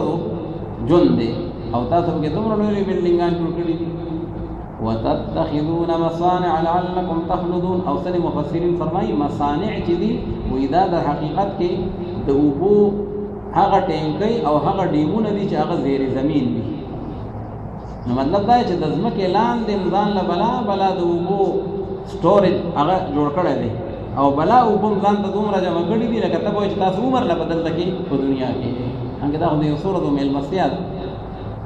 وَإِذَا بَطَشْتُمْ جَبَّارِينَ او په هغه وخت چې کله تاسو رانی سي چې کوم دی یو کس لره نو تاسو رانی سي هغه لره په دې حال کې چې تاسو یعنی بدمعاشي کوونکي جبارین هغه باندې جبر او ظلم کوونکي هغه چې یو سړي له سزا ورکوله او څوک به مړدلان دې سړی راګیر کو نو ډېر سخت سزاګانې دا به غریبانو خلقو لا او چې کوم مظلومانو له ورکولې پس تاسو ویریږئ د الله رب العالمین او تابعداري وکړئ دما او تاسو ویریږئ د هغه الله رب العالمین نه چې هغه امداد کړی تاسو سره بما تعلمون په هغه نعمتونو باندې چې تاسو یې ښه پېژنئ. تاسو سره هغې علم دی چې الله تعالی موږ سره کم نعمتونه کړي دي. نو دا اول اجمال دی امدکم بما تعلمون او امدکم بانعام وبنین دا اوس تفصیل دی. امداد کړل الله رب العالمین تاسو سره په چار پایانو باندې او په زامنو باندې او په باغونو باندې او په چینو باندې او په تاخیر سره زیریږم په تاسو باندې عذاب یوم عظیم دا عذاب دا غورد عظیم الشان لوی دا عذاب رضا روانه ده ګور سم شي. هود علیہ السلام قوم سوي دغه تقریر په جواب کې هود علیہ السلام ته ویل دوی چې برابر ده په مونږ باندې که وعظ او نصیحت کوي مونږ ته او کنه نه کېږي ته د واعظینو نه صاف هغه د تقریر کوي او کنه کوي بس مونږ خو یې منو نه ښه که وعظ نصیحت کوي او کنه کوي خو بس مونږ د لا نسلم په ډیری باندې ناس. ان هذا الا خلق الاولین ان هذا وینه دا وعظ او دا تقریر ستا هود علیہ السلام ته ویخه وی دا ته چې کوم تقریرونه کوي که نه نو نه دی دا وعظ او دا تقریرونه ستا لیکن دا خو عادات د ړومبنو خلقو دي. پخوا هم خلقو ډېر اوږده تقریرونه کول هغه نورو پیغمبرانو به بلا قیسې نعوذ بالله کولې او بس وی دیم کوي وما نحن بمعذبین خو خبره دا ده چې نه یو مونږ سزا راکړې شوي مونږ باندې عذاب مذاب نه راځي دا ته هسې خبرې کوي. نو پس دوی دروغجنو کړه حضرت هود علیہ السلام لرا نو پس هلاک کړل مونږ دوی لرا فاهلکناهم. نو بل دې کې تفصیل راغلی دی یو داسې قهري سیلې په الله تعالی راوستله 7 ليال و8 أيام حسوما فترى القوم فيها صرعى كأنهم أعجاز نخل خاوية. وشپې او اته ورځې مسلسل لګاتار سیلې او چونکې دوی ډېر باډي بلډرو نو الله تعالی وی داسې په سیلې باندې ارتاو کړل لکه لوی د کجورې تنې هغه بیا پرتې وي لکه سرونه یې د غرونو نه او د دیوالونو نه او د بلډینګونو نه وتمبېدل او هغه دی ټول هلاک او برباد شو. فکذبوه فاهلکناه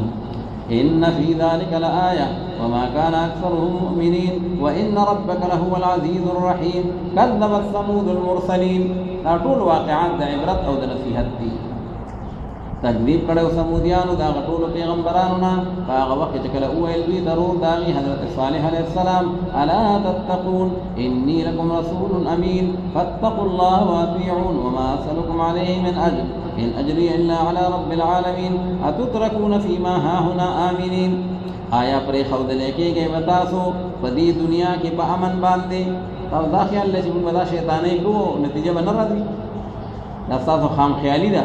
فی جنات وعیون پاغ باغونو کې او پاغ چشمو کې او پاغ فصلونو کې ونخل او پاغ کجورو کې طلعها هضیم چې داغي میوه چې کومه ده نو هغه ډیره مزیداره ده طلعها هضیم طلعها یعنی ثمرها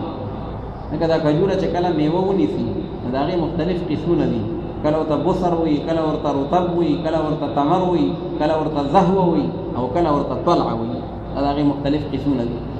طلعها هضیم وتنحتون من الجبال بيوتا فارهين او تاسو تراشی د غرونو کورونو لرا دی بدن له غرونو کې سمسته جوړولې او کلی بلډینګان به جوړول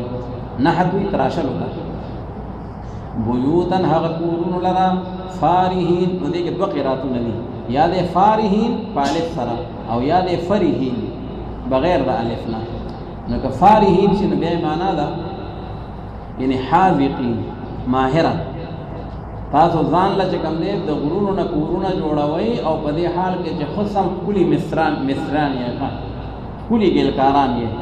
فارهین یعنی ماهرین او کفریهین شي نو بیا معنا متکبرین چې په دې حال کې چې تاسو تکبر او لوی کوونکی یې په دې خپل کور او په دې خپل بلډینګ د نظام روکته ښه هود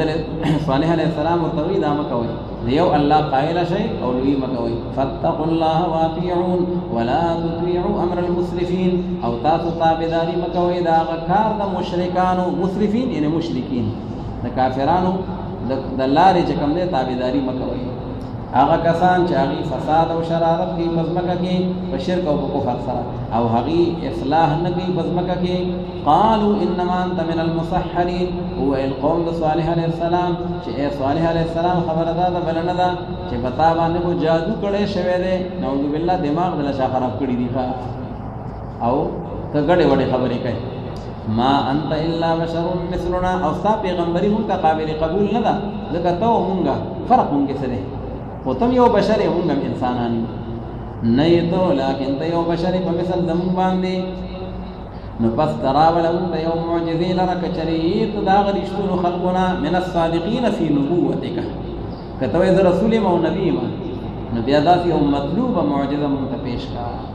او هغه مطلوبه معجزه دا چې د ګډ نه دی اوخه پیدا شي او هغه د بلار وي او بیا د غم لنګ شي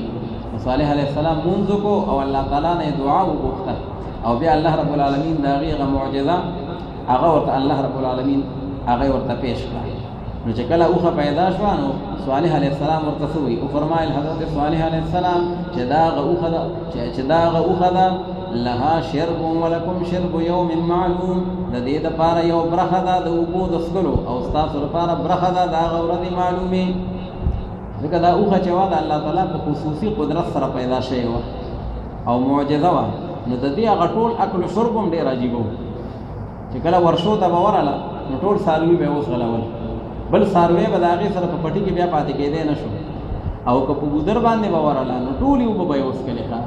نو بیا دوی په هغې کې شکایت شروع کړو چې دا خو زموږ څاروو ته تکلیف شو نو د هغې دپاره د الله په حکم باندې نمبر مقرر شو نو یو ورځ بس د دې ناقة الله نمبر او یو ورځ به د ټولو خلقو د انعامو د چارپایانو نمبر په ګودر باندې دغه رنګې په ورشو باندې نو هغه ولا مقرر کړو او فرمایل حضرت نوح صالح علیه السلام چې ګوتې مور لې تاسو دی خو خلره په بدای سره یعنی په بد خیال باندې ګور دی له ګوتې مور لې یعنی من الضرب والقتل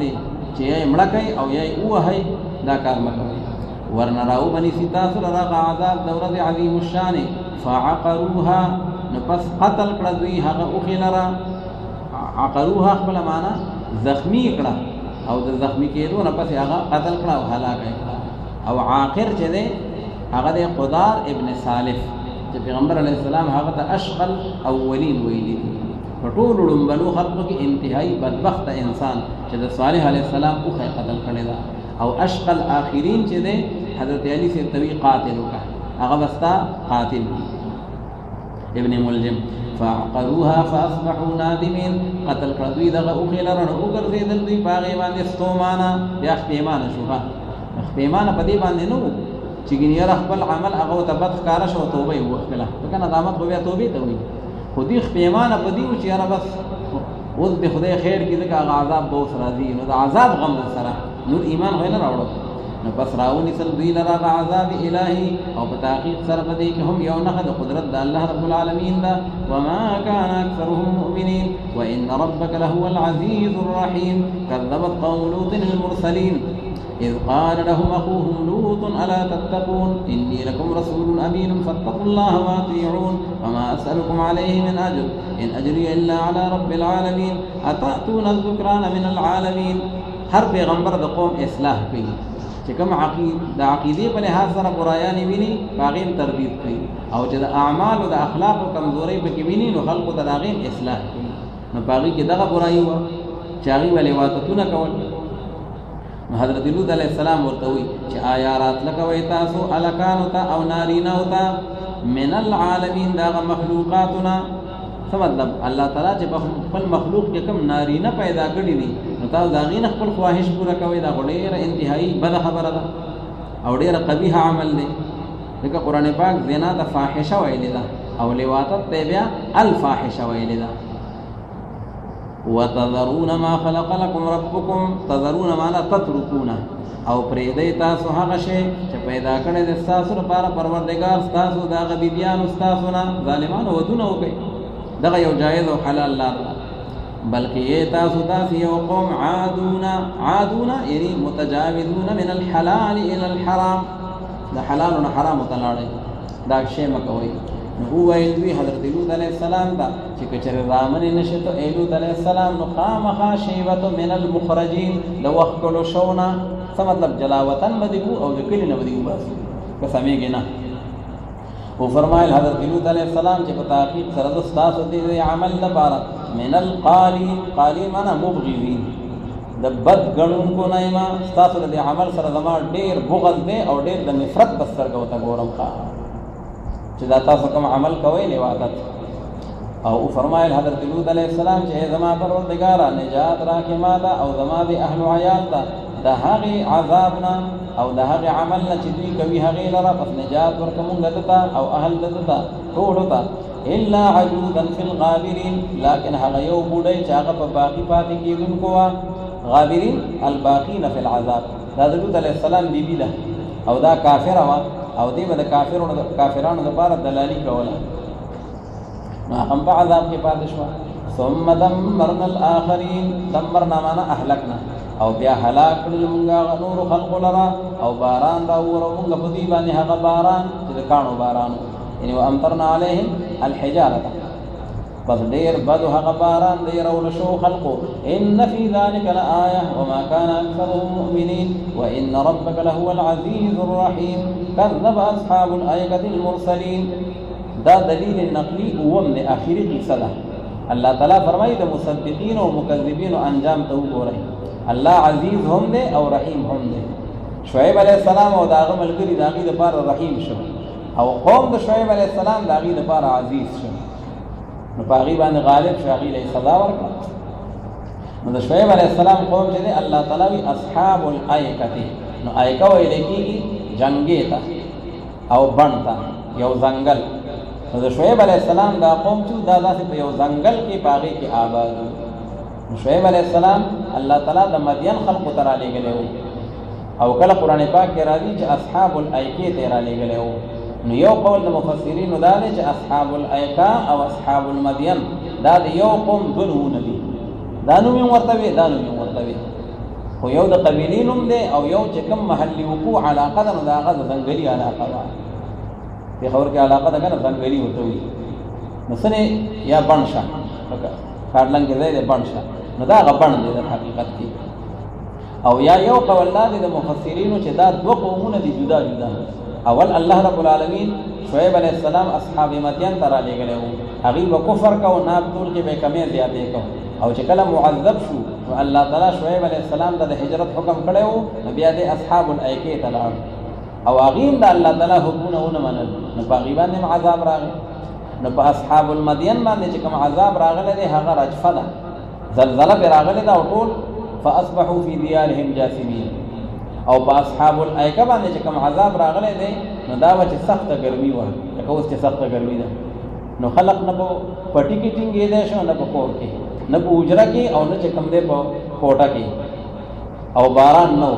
نو بدی کې دا ټول خلق بدحاله د کورون راوتل، بدی کې اچانک اسمان کې وریځ ښکاره شوه او د هغې نه یخې هواګانې شروع شوې، نو ټول خلق د هغې وریځې د سوري لاندې راغونډ شو، او چې کله ټول راغونډ شو نو الله په هغې باندې باران وکړو، خو هغه باران په باندې د اور باران وشو او ټول په هغې کې ستی شو او وسوځېدل. الله تعالی فرمایي د مکذبینو انجام د دې نه وګورئ. کذب اصحاب الایکة المرسلین، تکذیب کړو خاوندانو د بڼ او خاوندانو د ځنګل د هغه لېږلو شو پیغمبرانو نه. اذ قال لهم شعیب الا تتقون، وګوره په هغه نورو ټولو کې وي اذ قال لهم اخوهم، او دلته اذ قال لهم شعیب اخوهم یې پکې ونه وي، ځکه شعیب علیه السلام د دوی نسبي رور نه و، دی خو د اصحاب المدین نه و، او چې کله الله تعالی هغه ډیوټي پوره کړه نو بیا دته چې کوم نه دا ډیوټي بل ځای کې ولګوله د پیغمبرۍ او د تبلیغ او د دعوت الی الله. اذ قال لهم شعيب الا تتقون اني لكم رسول امين فاتقوا الله واطيعون وما اسالكم عليه من اجر ان اجري الا على رب العالمين اوفوا الكيل ولا تكونوا من المخسرين. پورا کوي تاسو هغه ناپ او تول لرا او مکیږئ تاسو داغه تاوان ورکوونکو نه، خلکو له خسارې مه ورکوئ، ښه معاملات درست ساتئ. وزنوا بالقسطاس المستقیم، او تاسو تول کوئ په هغه برابر تلې سره. زینو د جمع مذکر امر حاضر صیغه ده، او قسطاس وي تلې ته، میزان ته، مستقیم معنا نیغه، نو په نیغه او په انصاف داره تله سره تول کوئ، کمې زیاتې مه کوئ. ولا تبخسوا الناس اشیاءهم، تبخسوا معنا لا تنقصوا، مکه موئ تاسو خلقو ته هغه څیزونو د هغې لره، او مګر دی تاسو په ځمکه کې فساد کوونکي. واتقوا الذي خلقکم، او ویریږئ تاسو د هغه ذات نه چې پیدا کړي یې تاسو لره. والجبلة الاولین، او چې پیدا کړی دی هغه نور مخلوق پخوانو لره. والجبلة الاولین یعنی والامم الاولین، هغه پخواني امتونه یې پیدا کړي دي، نو دا هغه خدای نه ویریږئ چې تاسو یې پیدا کړي یې او سابقه ټول امتونه یې پیدا کړي دي. اوس دویم حق جواب ورکوي. شعیب علیه السلام ته څه وي؟ وویل دوی چې په تحقیق سره ته چې ای شعیب علیه السلام من المسحرین، په تا باندې خو جادو کړی شوی دی، چا د باندې کوډې منتر کړي دي، چا د باندې څه کړي دي، او نه یې ته لیکن ته خو یو انساني په مثل زمونږ باندې، او مونږ ګمان کو په تا باندې په تحقیق سره شان دا دی چې مونږ ګمان کو په تا باندې لمن الکاذبین، چې خامخا ته د دروغجنو خلقو نه یې، نعوذ بالله اسی دروغ راته وایي. او که ته وایې نه زه پیغمبر یم او خدای را لېږلی یم او مونږ دې نه منو، نو ځکه خدای درې ووایه او د اسمان دې په مونږ رارتاو کړي. فاسقط علینا کسفا من السماء، را وغورځوه ته په مونږ باندې یو ټوکړه د اسمان نه. کسفا یعنی قطعه، که چېرې یې ته د رښتونو نه من الصادقین فی رسالتک. او فرمایل حضرت شعیب علیہ السلام چې زما پروردگار عالم دی په هغه څه باندې چې عمل کوئ تاسو هغې لره. دوی دروغجنو ګڼه حضرت شعیب علیہ السلام لره، پس راونیسل دوی لره هغه عذاب د هغه ورځې د صیبان، یوم الظله، په دوی باندې هغه کومه وریځ چې راله د صیبان په شکل کې سوری یې پې باندې وکړو، نو بس د هغې نه پې عذاب راوولید. په تحقیق سره چې کوم دی او دا عذاب د هغه ورځې عظیم الشان. ان فی ذلک لآیة وما کان اکثرهم مؤمنین وان ربک لهو العزیز الرحیم وانه لتنزیل رب العالمین. اوس چې کله ټول واقعات بیان شو او د ټولو پیغمبرانو او د هغې د قومونو چې قومونه هلاک شو او پیغمبرانو ته الله تعالی نجات ورکو او الله تعالی پې باندې خپل رحمتونه وکړل، نو الله تعالی فرمایي چې دغه رنګه حضور نبی کریم صلی الله علیه وسلم د الله تعالی سچ نبی دی، او هغه ته الله تعالی صادق کتاب د قرآن مجید په شکل کې ورکړی دی. نو پکار دی چې تاسو هم د هغې اتباع وکړئ.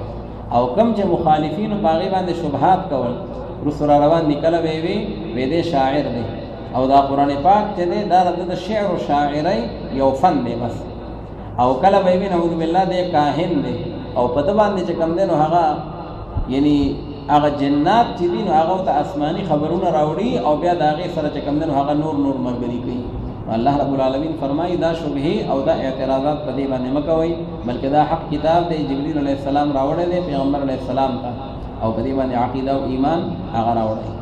وانه لتنزیل رب العالمین، او په تحقیق سره دا قرآن پاک چې دی دا یو منزل کتاب دی د رب العالمین د طرف نه دی، او را لېږلی دی دې لره ان را نازل کړي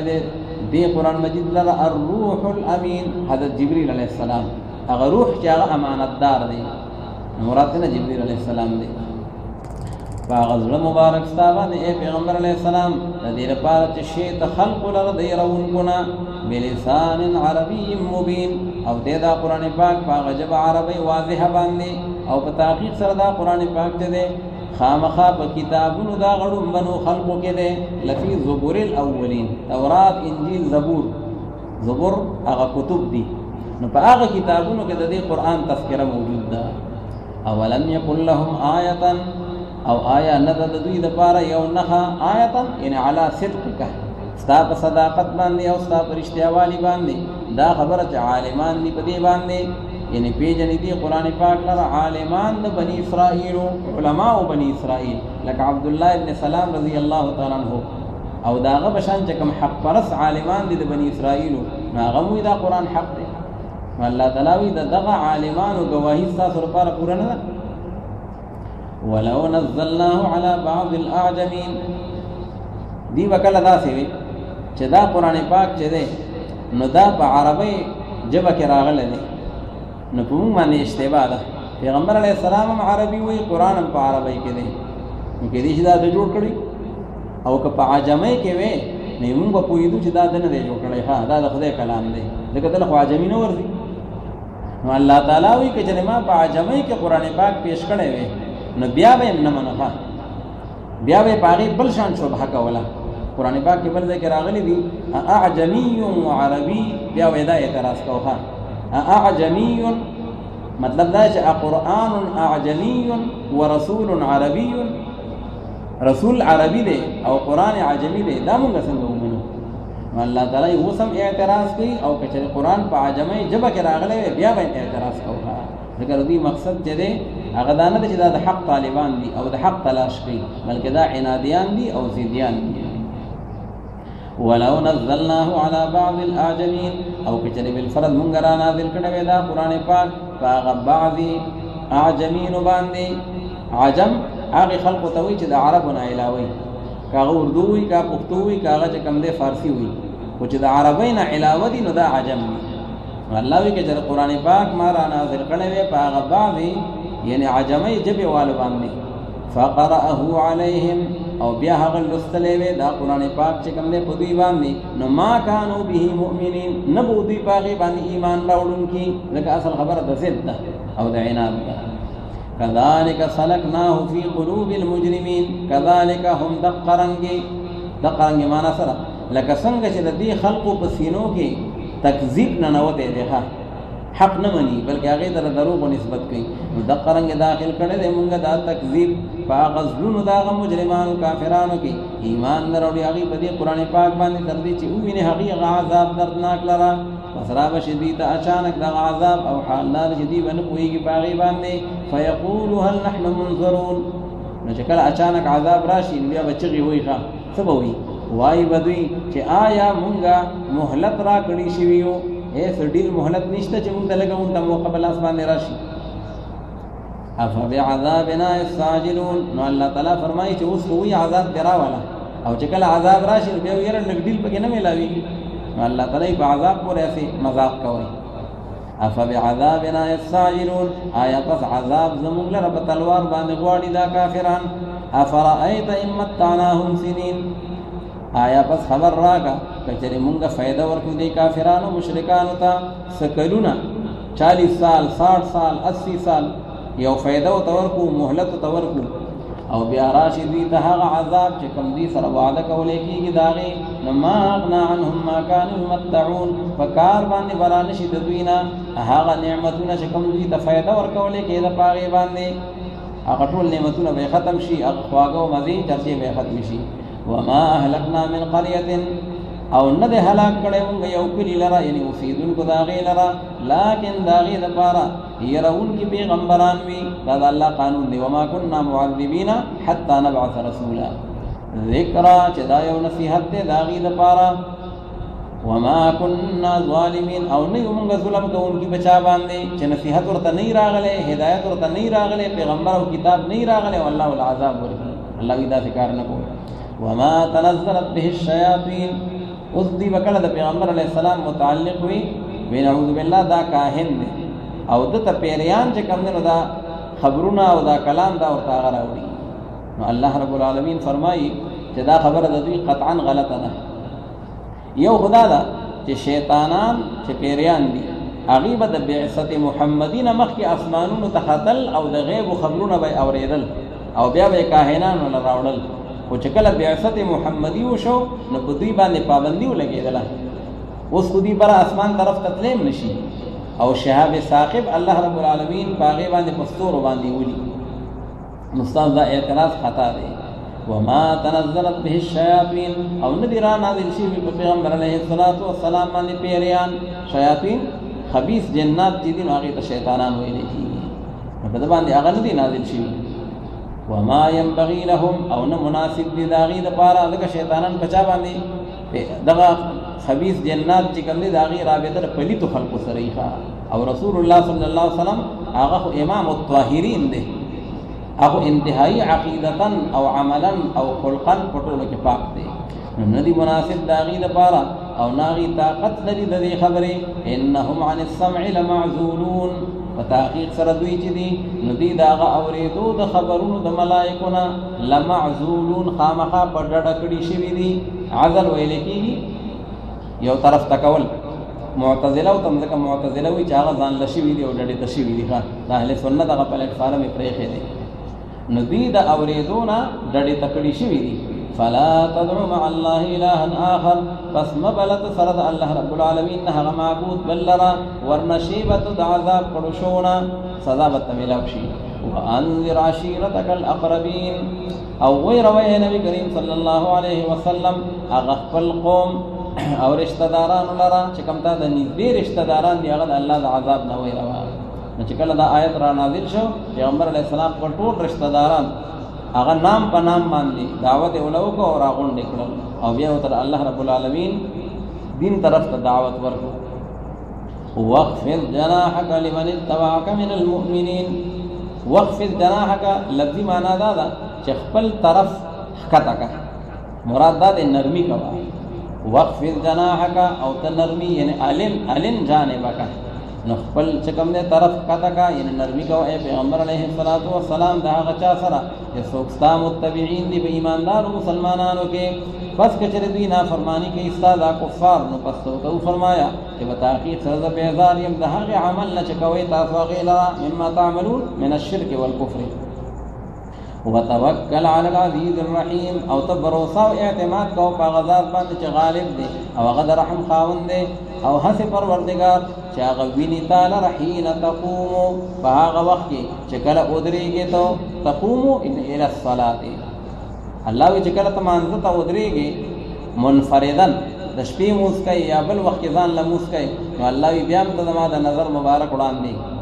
وتقلبك في الساجدين او ویني تا الله رب العالمین هغه اوړېدو راوړېدو ستا لره فی الساجدین په هغه مونځګزارو کې چې کله ته په جماعت کې ولاړې او په هغې کې یا رکوع لځې یا سجدې لځې یا کم رکن لځې نو الله تعالی وایي دا زما د نظر مبارک وړاندې. انه هو السمیع العلیم. په تحقیق سره الله رب العالمین چې دی هغه اورېدونکی دی ټولو څیزونو لره او عالم دی په هر چا باندې. هل انبئکم اوس دوی به پیغمبر علیه السلام ته نسبت کو چې په ده باندې پیریان ناست دي. نو الله تعالی فرمایي زه تاسو ته وښیم پیریانې څوک دی. پیریان په چا باندې کینی چې څوک چې کوم دی هغه یعنی چې کوم دی ګناهګار وي او دروغجن وي او خطاکار او چې کوم دی نجاستونو والی وي او پیغمبر علیه السلام د دې ټولو څیزونو نه پاک دی. هل انبئکم آیا زه خبرداری درکم تاسو ته په هغه چا باندې چې رانازلېږي په هغه باندې شیاطین پیریان په هغه باندې رانازلېږي. تنزل علی کل افاک اثیم. رانازلېږي او کینی دا پیریان په هر هغه چا باندې افاک چې هغه ډېر دروغجن وي. افاک دا مبالغه ده په افک کې. افک ان الذین جاءوا بالافک عصبة منکم ناکاره دروغ. اثیم او هغه ګناهګار وي. ګناهګار معنا المعرض عن القرآن چې دی د قرآن نه مخ اړوي. یلقون السمع واکثرهم کاذبون. یلقون السمع چاغي وقت دي چکم دے وقت دي هغه خبرو د ملائکو ته واکثرهم کاذبون او اکثر د هغې نه چې دي نو هغې دروغجن دي په هغې کې. اوس دا چې د مخکې آیت نه خدا معلومه شوله چې انهم عن السمع لمعزولون، دوی اورېدو د ملائکو د کلام نه په ډډه کړي شوي دي، نه شي اورېدلی. او دې ته نه معلومېږي یلقون السمع، دوی ورته غوږ دي. نو معنا دا ده چې ګینې اوري. نو اول چې کله بعثت محمدي نه وشوی نو بیا به دوی دا کارونه کول، او چې کله بیا بعثت محمدي وشو نو بیا په هغې باندې پابندي ولګېدله. نو یو د یو وخت خبره ده او بل د بل وخت خبره ده، بیا پکې تضاد نشته. واکثرهم کاذبون او اکثر د دوی نه هغه دروغجن دي. والشعراء یتبعهم الغاوون، کله بیا د پیغمبر علیه السلام نعوذ بالله شاعر دی او دا قصیدې جوړوي په مخه باندې، نو الله تعالی وی دی شاعر هم نه دی. ځکه شاعر معلومول هغه څه ګران کار نه دی. ته د هغه ملګرو ته وګوره، نو چې کوم بېکاره خلق یي هغه به د شاعر ملګري ښه بس خنداګانې دي، او چې کوم دی نو هغه د شاباسي ورکول دي، او باقي نه مونځ شته، نه تلاوت شته، نه عبادت شته، او نه د الله رب العالمین د دین د هغې محنت شته. نو دغه ټوله چې کومه ده د شاعرانو دغه کردار دی. او پیغمبر علیه السلام ملګري صحابه کرام هغه ټول ورځ په فکر او په ذکر کې مشغول دي. نو د دې ملګرو نه پته وکړه چې پیغمبر علیه السلام که بالفرض والمحال شاعر وې نو ملګري به یې داسې پاکبازان خلق نه وښه، داسې مونځګزار خلق او داسې تهجدګزار خلق به نه و. والشعراء یتبعهم الغاوون، او دا شاعران چې دي، یعنې دا الزام پې مه لګوئ، شاعران چې دي ورپسې کېږي په هغې پسې ګمراهان خلق. الغاوون معنا الضالون، چې ګمراه سړی دی نو دی په شاعر پسې هغه ورپسې دی او د هغه زنده‌باد وایي. الم تر انهم فی کل واد یهیمون، آیا ته نه ګورې ای مخاطبه چې په تحقیق سره دا شاعران چې دي په هر میدان کې سرګردانه ګرځي. د چا مدح شروع کي نو هغه چې کوم دی د ځمکې نه عرش معلا ته ورسوي ښه، او که د چا په بدو باندې راغی نو بیا یې د ځمکې نه تحت الثرا ته ورسوي ښه. نو الله تعالی په هر میدان کې چې کوم دی او جبه یې لمده ده نو کله یو شان دی او کله بل شان دی. وانهم یقولون ما لا یفعلون، او په تحقیق سره دا شاعران چې دی وایي هغه خبره چې نه کوي بیا هغې لره په خوله باندې خبرې ډېرې غټې غټې کوي ښه، دا دې سامان تړمه او نبي سرور لځمه او بیا سهار مونځ له نه پاسې ښه. نو ټوله شپه دې نعتونه وې چې سامان تړمه او بس روان یم ښه، او زه دونه لوی عاشق یم، او اوس تکبیر اوله هغې نه نه پاسې او جمع نه نه پاسې او مونځ نه قضا شو، او ټول ترتیب دی چې کوم دی نو هغه د سنت نه خلاف دی، نو ته څنګه سامان تړې؟ وانهم یقولون ما لا یفعلون، الله تعالی وایي هغه خبرې دوی وایي چې بیا یې کوي نه ښه. الا الذین، دا به استثناء ده، شاعران بد خلق دی، قرآن حکیم د هغې حج و بیان کړه، خو الله تعالی وایي نه نیکان خلق پکې هم شته. سره شاعران داسې دي لکه حضرت حسان ابن ثابت رضی الله تعالی عنہ په شان دي، او حضرت کعب ابن مالک رضی الله تعالی عنہ په شان دي. نو هغې د اسلام دفاع کوي، هغې د قرآن د هغې تبلیغ کوي په خپلو شعرونو کې، او هغې چې کوم دی نو د الله یعنې د عبادت او د نبي کریم صلی الله علیه وسلم د سنتو د اطاعت درس هغه په قوم او په معاشره کې خورېږي. نو بیا ټیک ته داسې شاعران داسې نه مستثنا دي. الا الذين امنوا، لیکن هغه کسان او هغه شاعران چې هغه ایمان راوړي په الله رب العالمین باندې او اعمال صالحه اختیار کړي دي او هغه ذکر کوي د الله رب العالمین په ذکر کثیر سره، ډېر ذاکرین دي ښه. وانتصروا من بعد ما ظلموا، او دوی بدل اخلي د هغې نه پس چې په دوی باندې ظلم کړی شوی دی. څه مطلب؟ کافرانو په مسلمانانو باندې ظلمونه کړي دي، زیاتی کړي دي، او په هغې پسې بدې ردې ویلي دي. نو دا مسلمانان شاعران راپاڅي، دوی ته خپل انتقام واخلي ښه، دوی وله په شعرونو کې داسې جوابونه ورکړي چې ملا علما ته کي. وانتصروا، نو دوی بدل او انتقام واخلي من بعد ما ظلموا، رستو د هغې نه چې په دوی باندې ظلم کړی شوی و د کافرانو د ظالمانو طرف نه. وسيعلم الذين ظلموا أي منقلب ينقلبون، او زرد چې معلومه به کې هغه کسان چې هغه ظالمان او بېانصافان دي چې کم یو ځای د واپس کېدو ته به دوی واپس کېږي. أي منقلب یعنې أي مرجع یرجعون، چې کم مرجع ته به دوی واپس کېږي، نیک ته یا بد ته، جنت تا یا جهنم تا، سعادت تا یا شقاوت تا. نو الله رب العالمین فرمایي دي دا په خپل د دې احساس هم وشي او دا بوته پته ولګي. صدق الله العظیم.